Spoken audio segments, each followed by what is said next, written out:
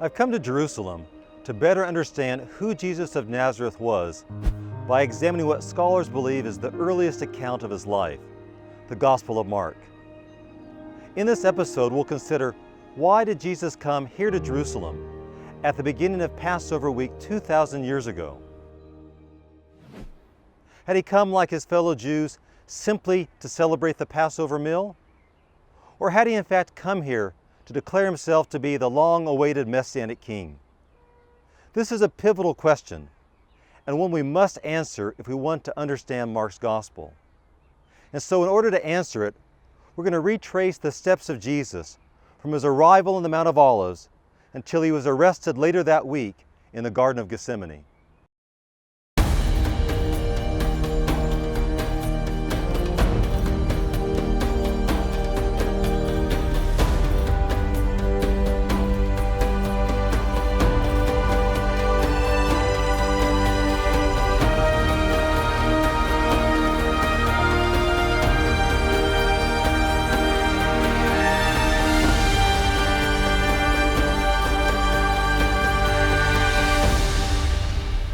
There's no more spectacular view full of religious history and meaning than the ancient walls of Jerusalem and the glistening dome of the rock that now stands upon it. Although much has changed over the last 2,000 years, the view from the Mount of Olives still takes your breath away when you see it. It's fascinating to think that it was here that so many stories in the Bible took place. It was here that Abraham came to offer his son Isaac, and where God intervened, promising he would provide the sacrifice himself. It's here that David established the capital of his kingdom, and where his son Solomon built the temple. And it is within these walls that prophets like Isaiah and Jeremiah proclaim the word of the Lord. It sends chills up my spine just thinking that I'm standing so close to where God revealed himself in a unique way down through the centuries. Jews had this same sense of excitement as they traveled to Jerusalem in order to celebrate the Passover. Yet, as exciting as it was for pilgrims to glimpse the walls of the holy city, there was even a greater sense of anticipation with those who traveled with Jesus to this spot on the Sunday before Passover.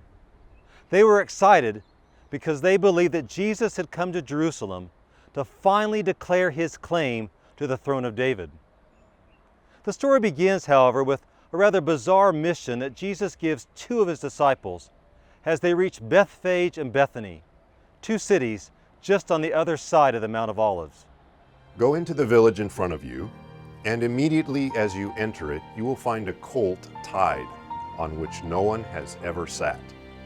Untie it and bring it. If anyone says to you, "Why are you doing this?" say, "The Lord has need of it, and will send it back here immediately." The disciples do just as Jesus instructs. When they return with the animal, which was likely a young donkey, they throw their cloaks on its back. After getting on the animal, Jesus then rides into Jerusalem. Why did Jesus instruct the disciples to do this for him? He could have easily picked up the animal himself as he walked through the village. And why did he specifically want an animal that had never been ridden before? But even more basic than that, why did Jesus actually want to ride into Jerusalem in the first place? But Jesus didn't want to ride a donkey because he was tired. He had spent the Sabbath in Bethany, so he would have been well rested after his journey up from Jericho the day before. But more importantly, Jerusalem is only 2 miles away from Bethany. And here from the slopes of the Mount of Olives, you can tell that it's basically downhill the entire way. So why did Jesus enter into Jerusalem riding on a donkey? It's because he wanted to make a statement. And he wanted his disciples to recognize that his decision to enter Jerusalem on that donkey was not an accident or some sort of spur-of-the-moment decision. It was a significant event, one that was carefully planned for and arranged in advance. What was that event? We find the answer in the way Mark records the crowd's response. And many spread their cloaks on the road, and others spread leafy branches that they had cut from the fields. And those who went before and those who followed were shouting, "Hosanna! Blessed is he who comes in the name of the Lord. Blessed is the coming kingdom of our father David. Hosanna in the highest. Jesus wanted his entry into Jerusalem to be understood as a messianic event, the long-awaited return of the Davidic king. And that's clearly how the people understood it.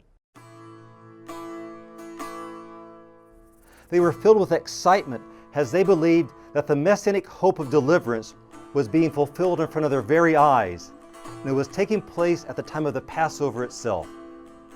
Jesus, the Son of David, was coming in the name of the Lord, and he was bringing with him the messianic kingdom that he had proclaimed throughout his ministry. When Matthew writes his account years later, he makes this messianic connection even more explicit by identifying it as a fulfillment of Zechariah 9:9, the prophecy that the king would come to Zion riding on a donkey. Since Jesus does nothing to discourage the exuberant response of the people, it's clear that he approved of his entry into Jerusalem being understood as a messianic act. Although Jesus did not openly proclaim himself to be the king at that moment, the people recognized that something significant was soon to take place during Passover week. And what Jesus did the next day on the Temple Mount would not only encourage those with messianic expectations even more, but it would put him on a collision course with the ruling authorities in the temple, the Sadducees. There's no more sacred space in all the world for Jews than the remains of the ancient walls of the Temple Mount. Jews and Gentiles come here today from all over the world, just like they did at the time of Jesus. They come here desiring to experience a closeness with God. The area is divided into a section for men and a section for women. To give you a better view of it, I'd like to go down into the men's section. I'm standing in front of a small portion of the remains of the western wall at the Temple Mount. These stones were carved and put in place by order of Herod the Great when he rebuilt this entire complex. We know these are Herod's stones because of their distinct style. The style is this border that frames the entire stone. The smaller stones above were erected later by the Muslims and the Crusaders when they tried to rebuild the wall that the Romans had destroyed. In the crowd, especially on a Friday night, you'll see all kinds of different Jews. Most of them are Orthodox. They're the modern descendants of the Pharisees. The various groups of Orthodox Jews can be identified by the different style of clothing they wear. This scene would have looked very similar when Jesus arrived in Jerusalem 2,000 years ago.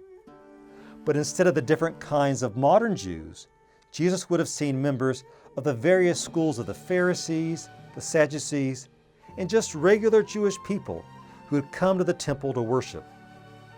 Modern Jews come to the Western Wall to pray. They write out their prayers on little pieces of paper in advance and then leave them in crevices in the wall.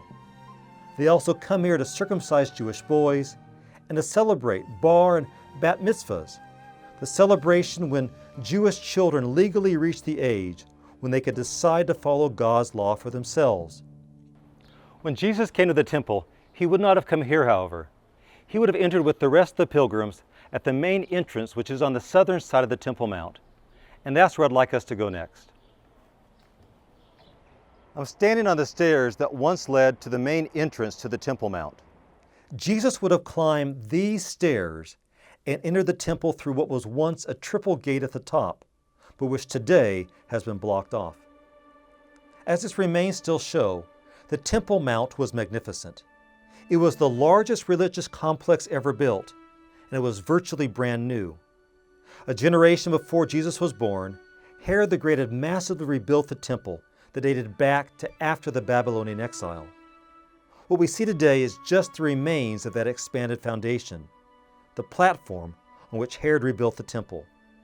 That foundation is called the Temple Mount, and it's gigantic.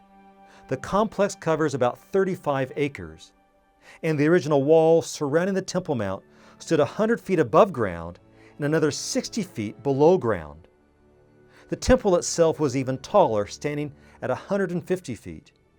It was located somewhere near the place where we now see the Dome of the Rock in the middle of the Temple Mount.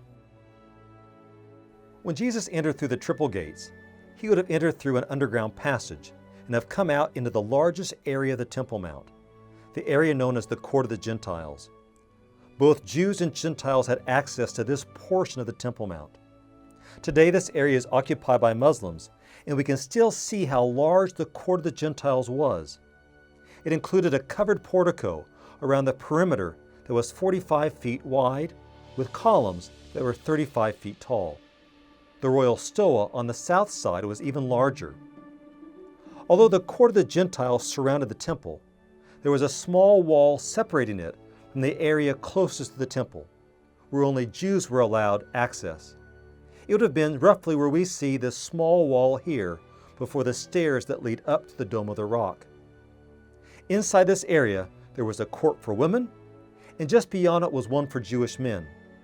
And beyond that was the temple itself, where only priests could enter, and where only the high priest could enter the Holy of Holies. While the Temple Mount was always full of people, when Jesus entered it that morning, it would have been packed more than usual with thousands of Jews who had come to Jerusalem for Passover, as well as for Roman soldiers who were there to monitor the crowds. Many of the pilgrims would have been Jewish males who were required to pay a half-shekel tax. While they could pay the tax in advance without traveling to Jerusalem, it was considered a sacred honor to pay it in person at the Passover festival.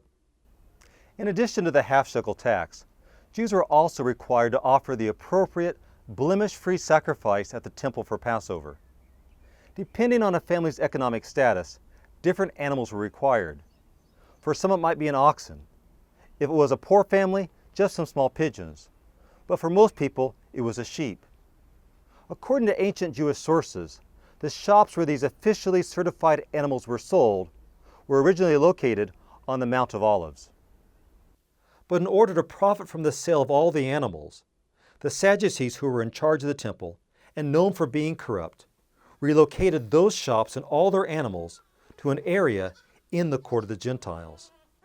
This would not have only filled the court of the Gentiles with a bedlam of noise, but it would have also turned a large portion of it into a virtual zoo.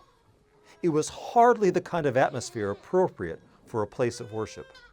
When Jesus saw what was taking place in the court of the Gentiles, Mark records that he became very angry. And he entered the temple and began to drive out those who sold and those who bought in the temple. And he overturned the tables of the money changers and the seats of those who sold pigeons. And he would not allow anyone to carry anything through the temple. And he was teaching them and saying to them, "Is it not written, 'My house shall be called a house of prayer for all the nations,' but you have made it a den of robbers." What made Jesus so upset was that the ruling authorities were treating the area in the temple dedicated for Gentile worship as though it were of no significance, as though the Gentiles were of little importance in the eyes of God. But Jesus was opposed to this way of thinking. The temple was supposed to be a place of prayer and worship for all people. In fact, the Old Testament verses that Jesus quotes, Isaiah 56:7 and Jeremiah 7:11, predicted that it was from the temple that the light of God's glory was to go to all the nations. But instead of welcoming the Gentiles here and giving them a place to worship, the Sadducees desecrated the area by treating it as a place of mere commerce for buying and selling. Little has changed today regarding who has access to certain parts of the temple and who doesn't. Some Jewish women are outraged that access to the Western Wall, which is controlled by ultra-Orthodox Jews, is divided according to gender. Not only is the women's section smaller, but women are not permitted to read aloud from the Torah, to wear prayer shawls, or even to sing in that section. And joint services between men and women are also not allowed along the main portion of the Western Wall. Other Jews are upset that the state of Israel respects the sanctity of the Temple Mount for Muslims, but limits the number of Jews who can visit the site and prohibits Jews from performing any sort of religious activity on the Temple Mount. Certain Jewish groups are defiant that the Temple Mount belongs to them and not Muslims. Jesus was outraged that the religious authorities had failed to make the temple a place of prayer for all people. And when the Sadducees heard that Jesus had driven out the money changers and the merchants, they were furious with him. And the chief priests and the scribes heard it, and were seeking a way to destroy him, for they feared him, because all the crowd was astonished at his teaching. What was it about the actions of Jesus in the temple that turned the ruling religious authorities so decisively against him? The answer is found in what happened when Jesus returned to the temple later. And as he was walking in the temple, the chief priests and the scribes and the elders came to him, and they said to him, "By what authority are you doing these things? Or who gave you this authority to do them?" While the religious authorities were certainly opposed to the teachings of Jesus, they were far more concerned by his actions when he climbed these steps and entered into the temple. Why had Jesus taken justice into his own hands by driving out the merchants himself? Instead of overturning the tables and causing such a public spectacle, Jesus could have just condemned the events. Like the prophet Jeremiah, he could have publicly condemned what happened to the temple by addressing the crowds that were there that day. Or for that matter, he could have simply have registered a complaint with the temple authorities themselves. But Jesus did neither of those things, and that's what worried the temple priests. Just who did Jesus think he was to act in that manner? He wasn't a Levite, so he wasn't a priest. There was only one other answer to that question of whose authority that Jesus acted in, and the temple priests wanted to hear the answer from Jesus himself so they could publicly take action against him. But Jesus refused to answer their question. In taking charge in the temple, Jesus was acting as if he had authority over the temple. Outside of the priests who were responsible for the temple and its services, the only other person who had authority over the temple was the king of Israel. It was King David who planned the temple, and his son Solomon who exercised his authority in building the temple. It was the boy kings Joash and Josiah who cleansed the temple and restored its services.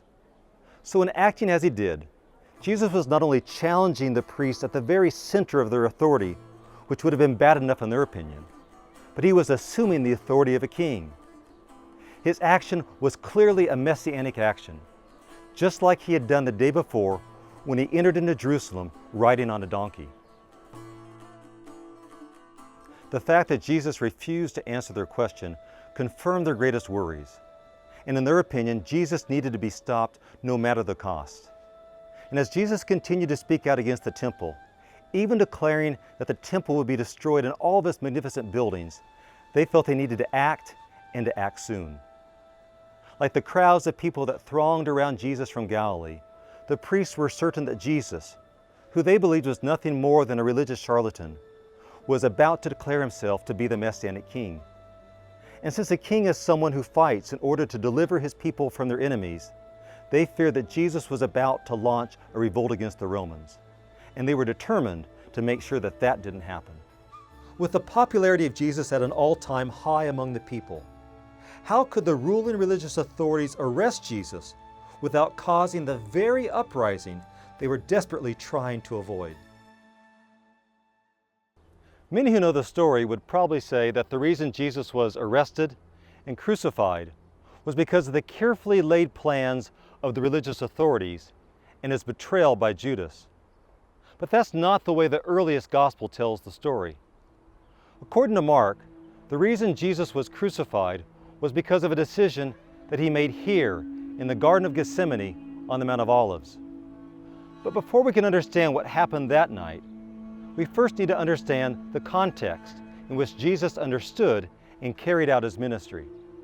Throughout his story of Jesus' ministry, Mark recounts a number of times when Jesus intimated that he knew his ministry was on a confrontation path with the Jewish authorities that would lead to his ultimate arrest and his execution in Jerusalem. And taking the 12 again, he began to tell them what was to happen to him, saying, "See, we are going up to Jerusalem, and the Son of Man will be delivered over to the chief priests and the scribes, and they will condemn him to death and deliver him over to the Gentiles. For the Son of Man came not to be served, but to serve, and to give his life as a ransom for many." Jesus had come to believe that it was only through his arrest and death that the people of God could truly be delivered. His views were rooted in his understanding of the purpose of the Jewish sacrificial system and his understanding of the suffering servant of the Lord in Isaiah 53. But Jesus' talk about his suffering and dying made no sense to his disciples. How could his death actually bring about deliverance? Was all this talk of his dying and rising simply some kind of metaphor to describe a transition in his life from his humble beginnings in Galilee to what they believed would be his coronation in Jerusalem as the long-awaited Messianic king? They didn't know what he was talking about, and they were also too afraid to ask him. While Jesus made these sorts of comments throughout his entire ministry, his clearest statements about it occurred on the night he was arrested, when he celebrated the Passover meal with his disciples in the upper room. We refer to that event as the Lord's Supper. And as they were eating, he took bread, and after blessing it, broke it and gave it to them, and said, "Take, this is my body." And he took a cup, and when he had given thanks, he gave it to them, and they all drank of it. And he said to them, "This is my blood of the covenant, which is poured out for many. Truly I say to you, I will not drink again of the fruit of the vine until that day when I drink it new in the kingdom of God." And when they had sung a hymn, they went out to the Mount of Olives. Over 1,000 years later, the Crusaders decided that this room marks the location where that fateful meal took place. As we look back through 2,000 years of Christian history, it all seems perfectly clear. But that was not the experience of those first disciples. They had no real idea what Jesus was saying. It sounded to them like he was talking about the establishment of God's kingdom.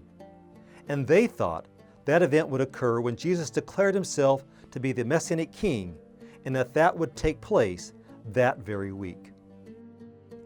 After the meal was over, Jesus and his disciples left Jerusalem and headed toward the Mount of Olives.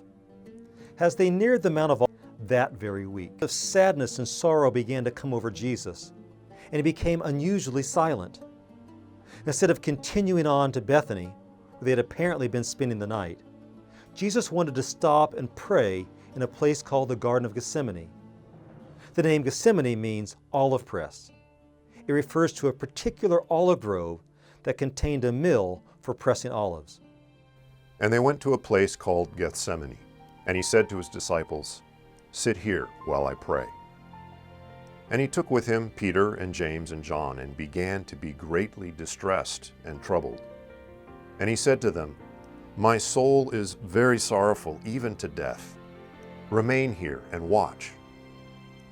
And going a little farther, he fell on the ground and prayed that if it were possible, the hour might pass from him. And he said, "Abba, Father, all things are possible for you. Remove this cup from me. Yet not what I will, but what you will." Why was Jesus so distressed and sorrowful, even to the point of death? And why had his mood changed so drastically from earlier in the night? The answer to those questions are found in the words of Jesus' prayer. He was struggling in the garden with the hour and the cup. In Old Testament biblical prophecy, the word hour often refers to events that are determined or appointed by God. And the word cup refers to suffering or to God's judgment. These two words are metaphors that refer to what Jesus believed was his God-given destiny. In the garden, Jesus was struggling with the conviction that he had come to earlier in his ministry and what he had reaffirmed that night in the upper room with his disciples. It was his conviction that it was only through his death that deliverance could come to God's people. Jesus believed he was the suffering servant of the Lord in Isaiah, and that it was his destiny to take upon himself the fate that Israel had suffered at the hand of pagans for centuries. But even though he felt that his suffering was necessary, that it would result in a new exodus and the end of Israel's exile, Jesus was still human. And as he faced the betrayal of Judas, his coming abandonment, and the suffering he knew he would experience, he wavered. Mark's account indicates that Jesus nearly suffered a mental breakdown from extreme emotional distress as he almost grieved to the point of death. In the moment of his greatest need, Jesus returns to his disciples 3 times seeking their support, but each time he finds them sleeping. The disciples were totally oblivious to the nature of the struggle that Jesus was facing that night in the garden. He had always been there for them, but they failed him the time he needed them most. It is at that moment that Jesus sees the torches. It's Judas and those who've come to arrest him. But it's at that exact moment that everything suddenly changes. All the sadness and sorrow that has so wrung the heart of Jesus is suddenly replaced with determination. He had made his decision. He had not come to Jerusalem merely to celebrate the Passover. He had come as Israel's long-awaited Messianic king. He had accepted what he believed was God's will for his life. And with that conviction, Jesus resolutely wakes his disciples. Rise up, let us be going. See, my betrayer is at hand. Instead of trying to save his life by fleeing into the darkness, Jesus initiates the encounter with Judas. Jesus goes forward to meet Judas and those who had come with him. He is the Messianic King. He will not turn back. And as King, he goes forth to fight and defeat the enemies of God's people. He has come to Jerusalem to claim his crown, and nothing will cause him to turn back now. Jesus did receive a crown later that day, but it was no royal diadem. It was simply a crown of thorns. How could what started as a week full of such glorious messianic expectation end with the crucifixion and the eventual death of Jesus? What did Jesus think would happen when he surrendered himself that night?